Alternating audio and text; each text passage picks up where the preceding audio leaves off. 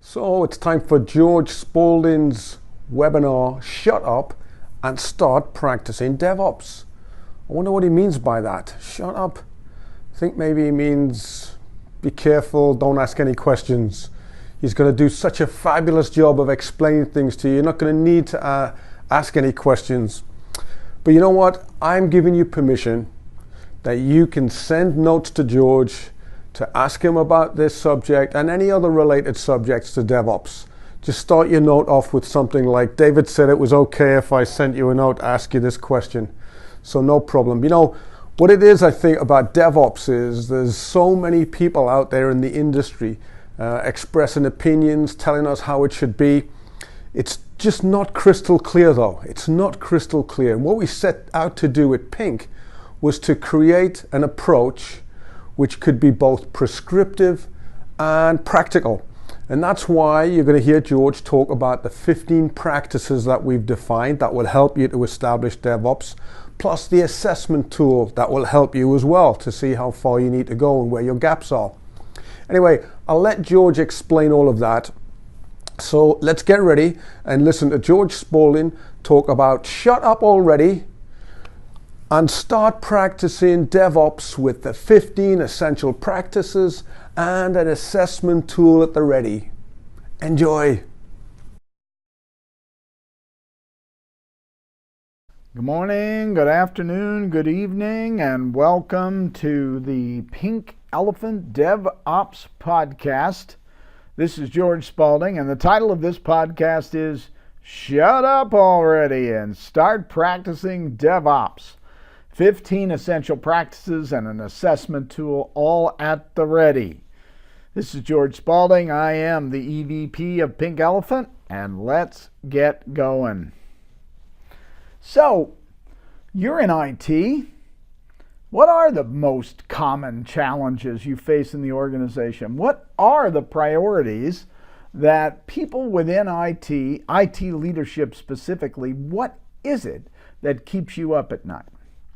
Well, we've been spending a lot of time over the years with requirements generation, and the reason that we spend so much time focusing on generating requirements is because we're generating these requirements for projects that are being executed using the waterfall project management method. And requirements are really all we've got. There is nothing else. So, and we've only got one shot. When we have one shot at gathering requirements, then it does keep us up at night because we don't want to miss anything. We don't want to get it wrong. But the problem is sometimes we leave something out. Sometimes we perhaps thought there might be a chance of that. We didn't include it. Down the road a few months, right smack in the middle of the project, bam, there it is. And suddenly we're sitting there kind of going, Scope creep is upon us. Prioritize value delivery. We're going to talk a little bit today about DevOps. We're going to talk about Lean and Agile. We're going to talk a little teeny bit about ITIL. And it turns out every single one of those, ITIL, Lean, Agile, DevOps, all four of them have the same basic goal. And the goal is simple. The goal is providing value to the business customer, our business partners, and to give them the highest priority items on their list of what's valuable and give it to them first, and give it to them faster and better and cheaper than they've ever had it before. So let's move on to speed. Speaking of faster, so speed, are we fast enough? Well, I think if we asked most people in IT, they would say we're as fast as we can be. We can't seem to do it any faster. I can't imagine doing it any faster, yet we have to do it faster. Because when we ask the business if we're fast enough, the answer is a simple, resounding no. No, they're not fast enough. They can't keep up. They can't keep up. They can't basically, my demands, which are not coming from the business by itself in a vacuum, but are coming from the market. the business says, I need this and I need it by such and such a day. We often have to say, no, you can't have it by such and such a day. Or the worst case is we say yes and then we don't get it to them by such and such a day. Cost. The general perception of IT when viewed from the business is that we cost too much. The truth is, it's not about cost, it's about value. It's about the fact that the business doesn't feel they get enough from us for the money that they invest. That I agree with. That I understand. Complexity. Over the last 10 to 20 years, whoa, that's a long time. When we put in systems and we did the big giant upgrade, whatever it was, from that moment on, we started fixing it. We started patching it. We started putting in some workarounds.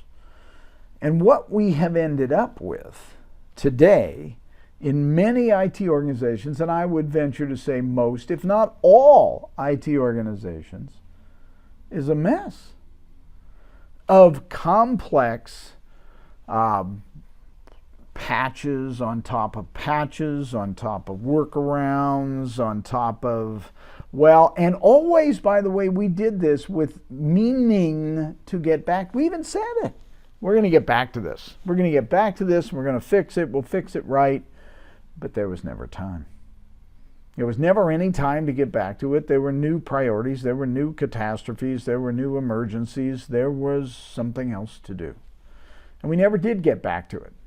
And now suddenly we have hundreds of these that we haven't gotten back to. And the amount of complexity is one of the most daunting things in terms of moving into this world of DevOps. The amount of complexity on our current systems is really quite daunting. It's why sometimes we have an incident and sometimes we can fix it in 15 minutes. And sometimes a similarly difficult, shall we say, incident takes us 2 days. Why? Because of the sheer complexity that we've created. Because fixing this breaks that. Fixing that breaks this. It's really not good. Collaboration. We need collaboration in order to do DevOps. We need communication and collaboration between the various silos. And there are a number of silos in most IT shops. The big two, Dev and Ops. But there's also the IT in itself is a silo, and the business is a separate silo. That has to go away as well. Those silos have to be broken down. So the DevOps silos, the DevOps security silos, the DevOps security audit silos all have to be broken down. But the IT business silo has to be broken down through business relationship management. Okay. So let's talk a little more about DevOps. We said that the goal of all of these, whether it's ITIL, Lean, Agile, or DevOps, is value. So what is value? Well, we've broken value into 3 elements: quality, speed, and cost. And what's amazing is that we basically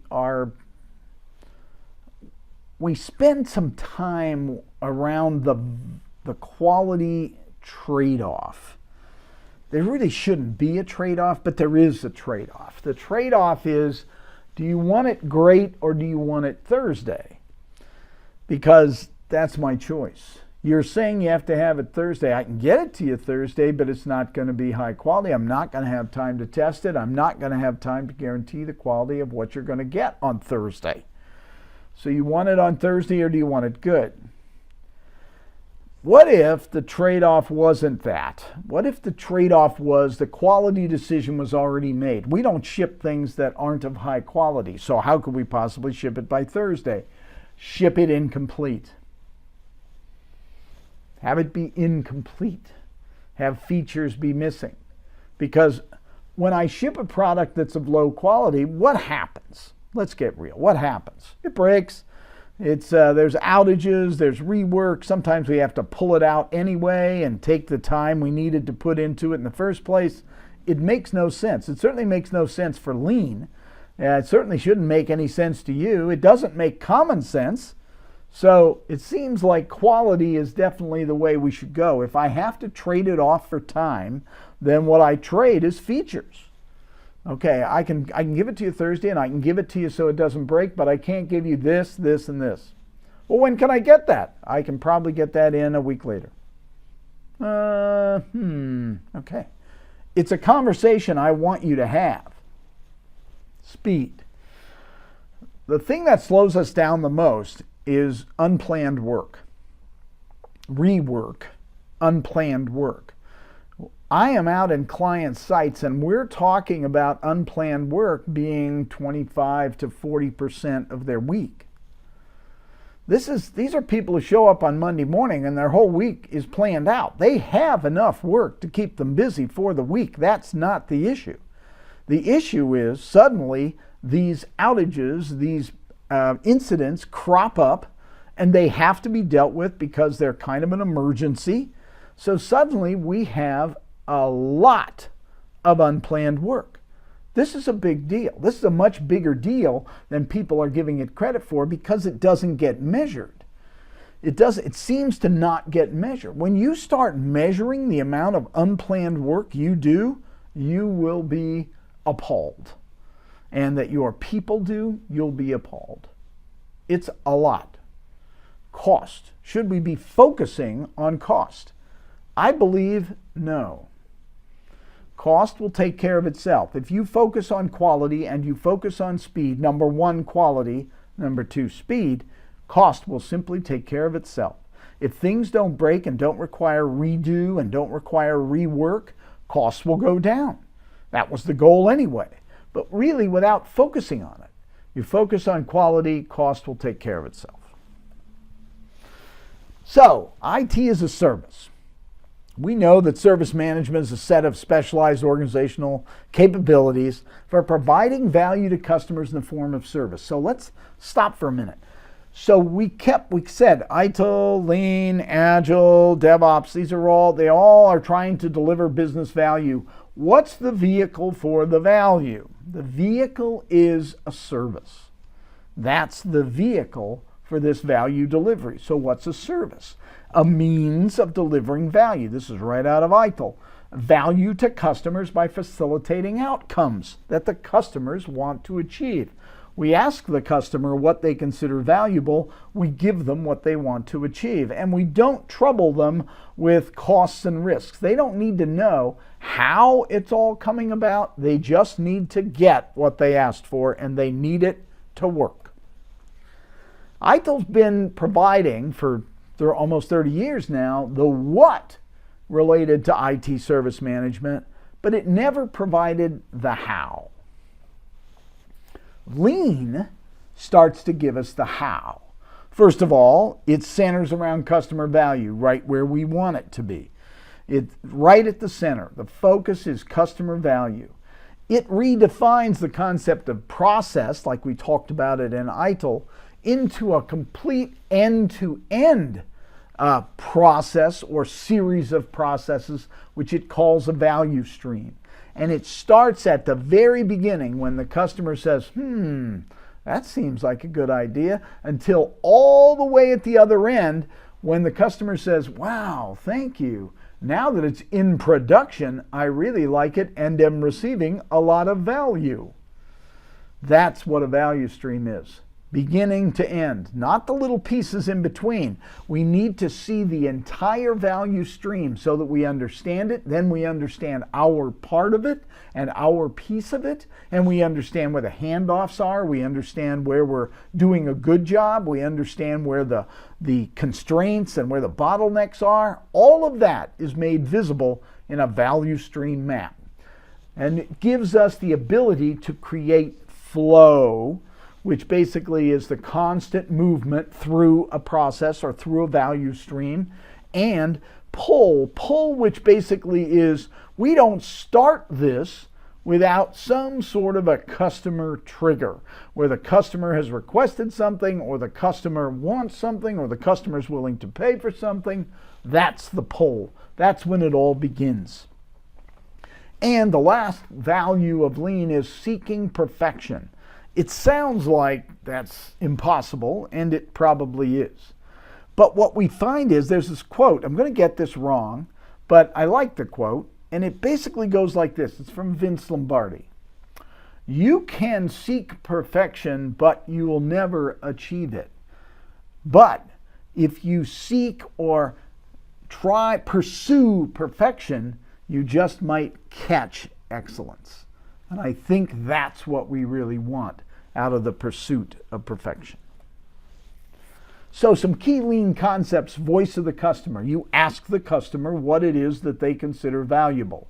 And you ask them again and again and again and again until you get a substantial list of the things that the customer wants. Then you ask the customer to prioritize that list. And you ask more than one customer, and you start segmenting your customers into different personas and different groups. And suddenly you will find out, A, who your customers really are. I mean, think about an airline.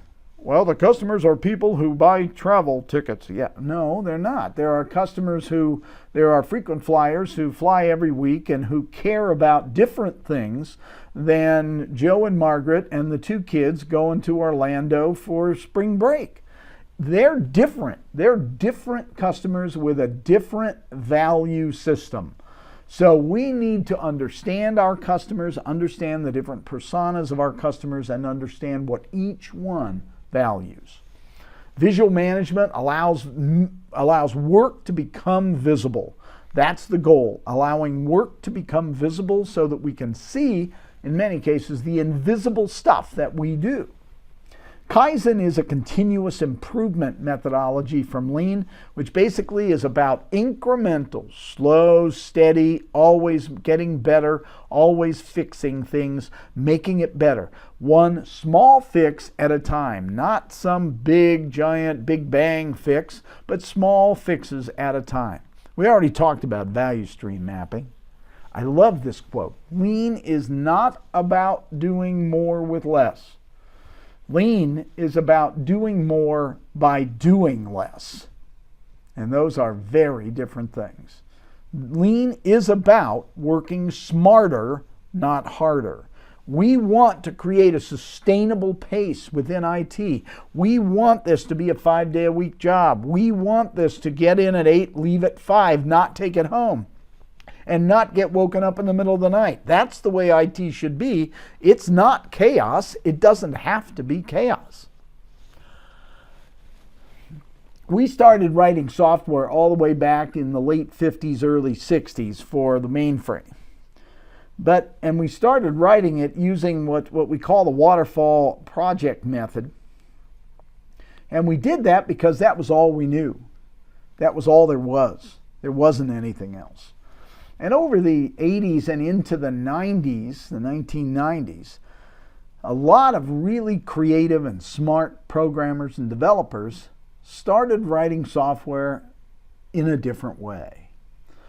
Things like extreme programming came into being, object-oriented programming came into being. So we started doing different things than we knew how to do with the waterfall method.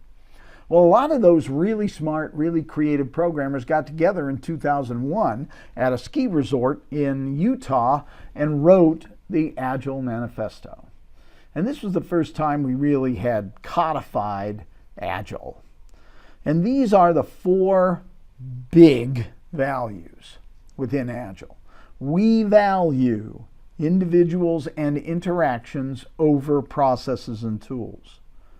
We value working software over comprehensive documentation. We value customer collaboration over contract negotiation. We value responding to change over following a plan.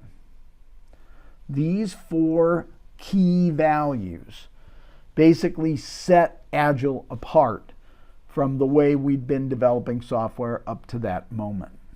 Are there things that basically shouldn't be developed using Agile? I don't really want to drive in an Agile developed car. I don't want to fly in an Agile developed airplane. I don't want to live in an Agile high-rise. But Agile would be the absolute right method to create the software that controls the plane, create the software that controls the car, create the software that controls the heat ventilation in that building. Agile was made to create software. At the core, Agile methodologists are really about the mushy stuff. And the mushy stuff is, look, none of this people are our most important asset, but Agile acts like people are the most important thing, period. Because really, that's it. So some of the concepts with Agile. Agile project management. So now we're saying, take the Agile development concepts and apply it to project management. Apply that iteration. Apply the short, small batch concepts to project management instead of the big project that ate Cleveland with the waterfall method. Scrum. Scrum is basically a methodology. Agile, if you think about it, is kind of a little smoke and mirrors, a little foggy about how am I supposed to actually do it? What do I do?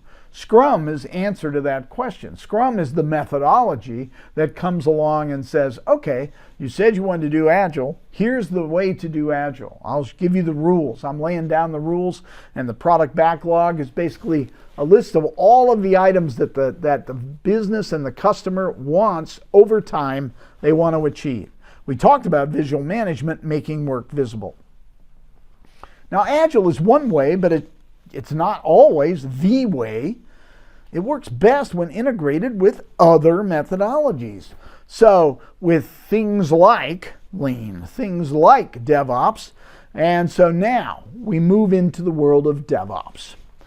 DevOps key concepts, cross-functional culture.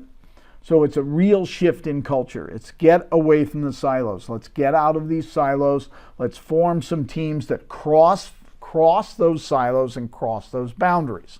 It talks about continuous integration, continuous delivery, continuous deployment, nonstop, continuous. It talks about automation and tool chains. There's a word we don't hear much. A tool chain now in the world of DevOps these are individual tools for individual steps in the deployment pipeline that are written by multiple vendors but actually work with each other quite well. They interoperate through APIs, and they're really like having a suite that all's from a single vendor, but it's not. It's from multiple vendors, and they all work together. Some of the benefits of DevOps were leveraging technology to start automating the value stream and start getting value to the business faster. That's the goal of automation, and it's certainly the goal of DevOps. Breaking down the silos. They have to break down, or we will not have communication. We will not have collaboration. And without it, DevOps will fail.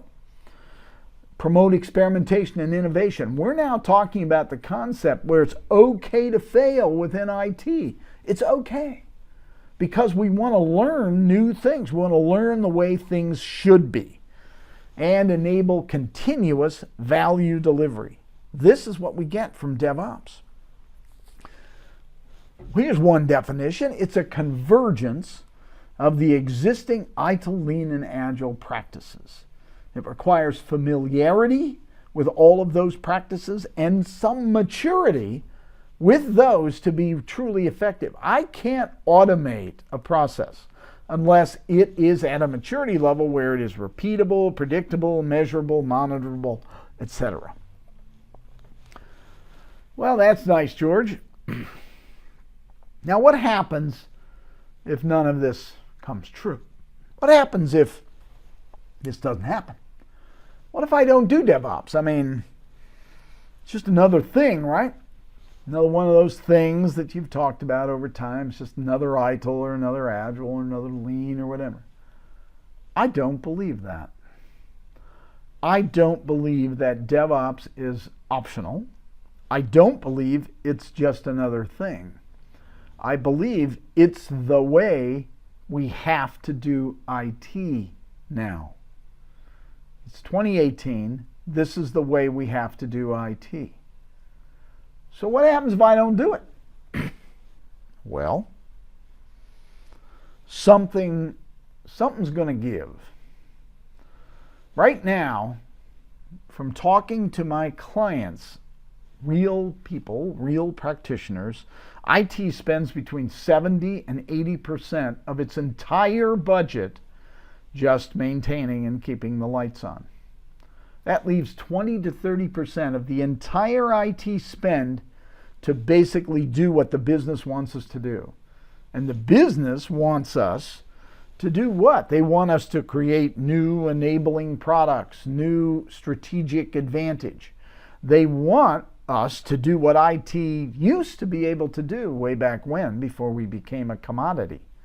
This is a real watershed moment. This is our time to become a strategic advantage for the business again. We did once, then it went away. We became a complete commodity in the early 2000s. Once Y2K was over, we were just, whatever, just IT. We have the possibility, we have the opportunity to become a complete strategic advantage for our business for the first time, in many cases, in people's whole career. If we don't seize this opportunity, either the business will go away, go out of business, or the business will find another way to do IT.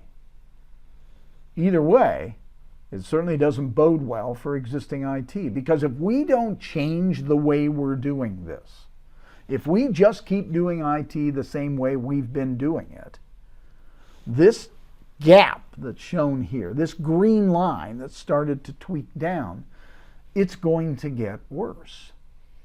The business is going to increase their demand for what we should be able to do. They're going to increase their requirements for speed. They're going to increase what they want, what they need, and we're going to have a decreasing organization to provide it. It's not real hard to figure out. And the sad part about this 70-80% of the IT spend being maintenance is I've watched it go up. I've been in this industry for 20, 30 years. I have watched that number go from 50%. It used to be 50%. We spent half the money maintaining and keeping the lights on, half the money enabling the business. It's not there now. We're at 70 to 80%. This is a significant problem. We have to reverse this trend. We have to stop this abyss that we're going into and reverse it. DevOps is the way to reverse this trend. It's not going to be easy. It's not going to be comfortable. It's going to be messy, but it can work and will work.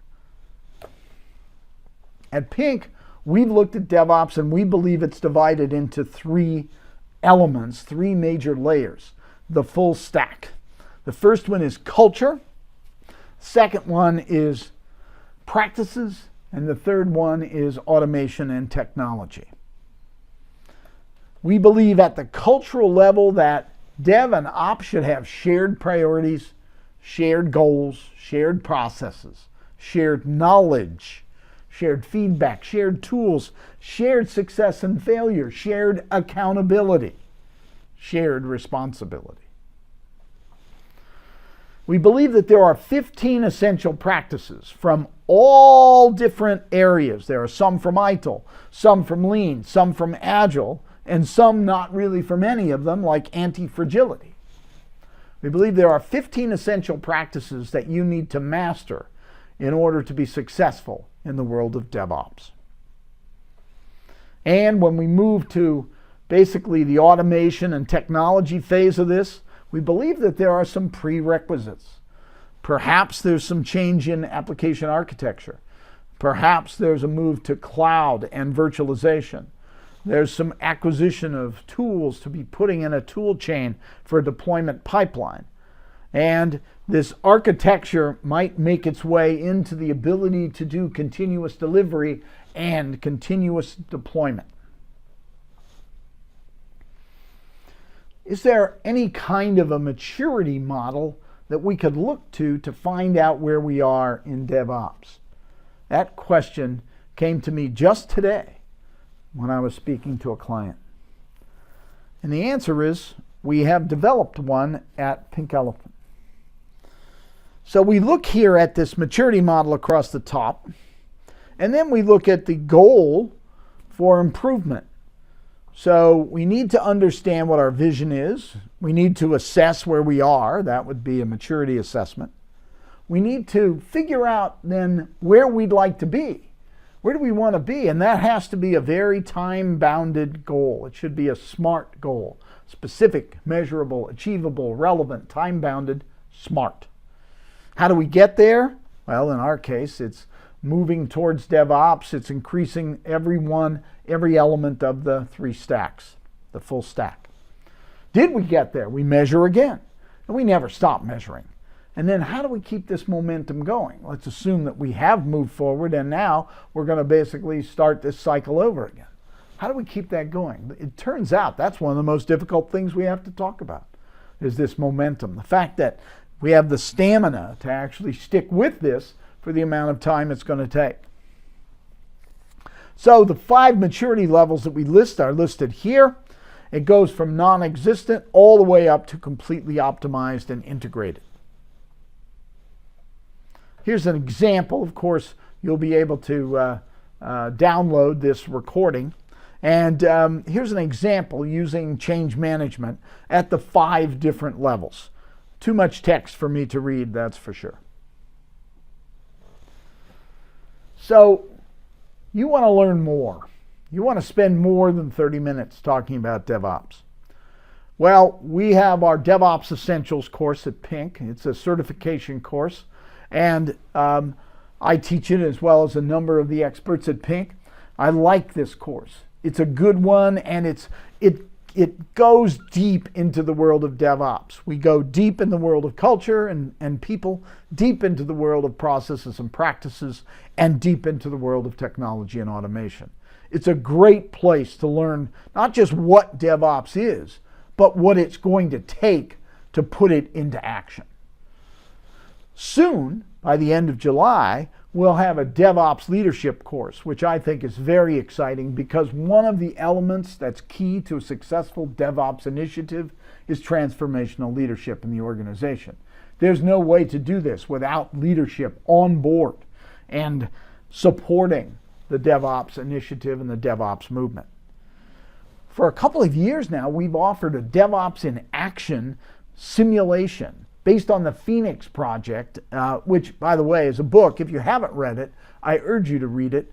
So if you only read one book about DevOps, read the Phoenix Project. It's an IT novel, which is great fun. And I think you'll recognize yourself in it. Coming up in August in Scottsdale, yes, you heard it. August in Scottsdale is our IT Service Management Leadership Forum. It's the 19th, 21st at the beautiful Resort Monte Lucia in Scottsdale, Arizona. And then our Pink 19 conference is back at the beautiful Bellagio in Las Vegas for the 23rd annual conference, February 17th through the 20th. Hey, go to mypinkportal.com and register for your free account for access to the latest white papers and resources. Thanks for spending the last 30 minutes or so with me. Here's my contact details. Feel free to give me a call or send me an email. Thanks a lot, and good luck with DevOps.